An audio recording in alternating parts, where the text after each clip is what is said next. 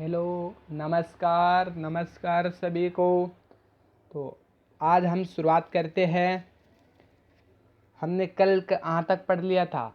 एक तो रक्त है वो एक क्या होता है, तरल संयोजी ऊतक। क्या होता है, तरल संयोजी ऊतक। ये बात पढ़ ली थी। इसके बाद हमने पढ़ लिया था कि उसके अध्ययन को हीमेटोलॉजी, ये बात कर ली थी।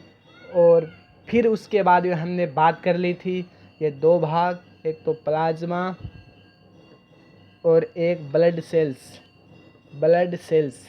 इन दो भागों से क्या बना होता है, ब्लड। और अब हम बात कर लेते हैं प्लाज्मा। तो प्लाज्मा में कितना होता है उनका भाग, रक्त में 55% और ब्लड सेल्स का कितना होता है, जल्दी बताओ गाइज।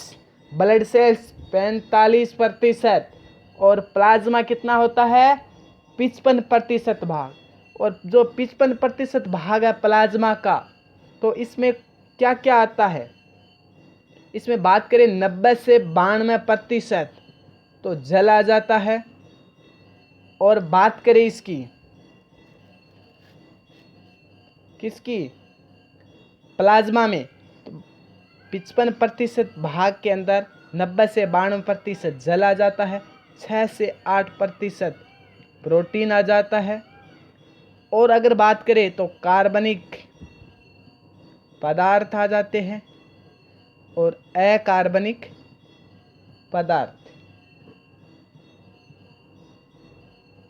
और अगर बात करें जो प्रोटीन प्लाज्मा में 6 से 8% प्रोटीन होती है, उसमें कौन कौन सी होती है। एक तो होती है एल्ब्यूमिन, ग्लोब्यूलिन, और कौन सी होती है, फाइब्रिनोजेन।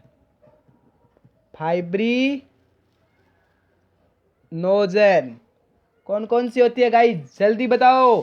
तीनों प्रोटीनों के नाम याद होना चाहिए, एल्बुमिन, ग्लोब्यूलिन और फाइब्रिनोजन। और जो एल्बुमिन है इसकी मात्रा क्या होती है, सर्वाधिक। याद रख लेना, सर्वाधिक मात्रा। और फाइब्रिनोजन ये क्या है, सबसे बड़ा, क्या है, सबसे बड़ा प्रोटीन। और ये क्या होता है गाइस, निष्क्रिय अवस्था में। लेकिन जब ये सक्रिय होगा तो क्या करेगा, जब ये सक्रिय होगा तो रक्त के थक्के के निर्माण में सहायता करेगा। क्या करेगा, रक्त के थक्के निर्माण में सहायक होगा। हो गई बात। फिर हम बात कर लेते हैं ग्लोब्यूलिन।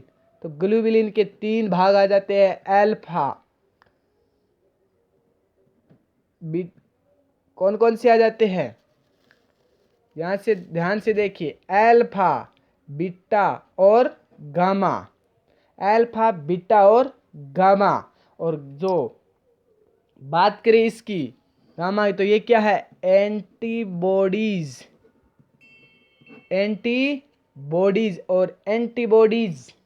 है, जो क्या काम करता है, बाहरी रोगाणुओं से लड़ने का कार्य करता है। अब एंटीबॉडीज के बारे में हम आगे एक अलग से वीडियो बना करके उस पर पूरी विस्तृत चर्चा करेंगे।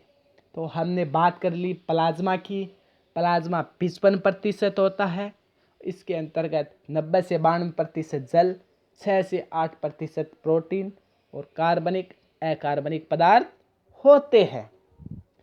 और इसमें 3 प्रोटीन आ जाती है, ग्लोब्यूलिन, एल्बुमिन और फाइब्रिनोजन। फाइब्रिनोजन है सबसे बड़ा है, निष्क्रिय अवस्था में रहता है और जब ये सक्रिय होता है तो रक्त के थक्के निर्माण में सहायक होता है।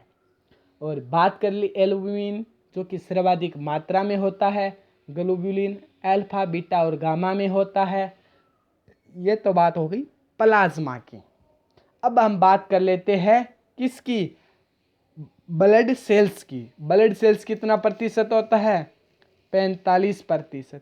इसमें आरबीसी और डब्ल्यूबीसी और प्लेटलेट्स तीनों हमने कल चर्चा की थी। अब हम आने वाले अगले वीडियो में इस ब्लड सेल्स के बारे में विस्तृत चर्चा करेंगे। आरबीसी क्या है, इसका जीवन काल कितना होता है, इनकी संख्या कितनी होती है, डब्ल्यूबीसी क्या है, इनकी संख्या कितनी होती है, और ये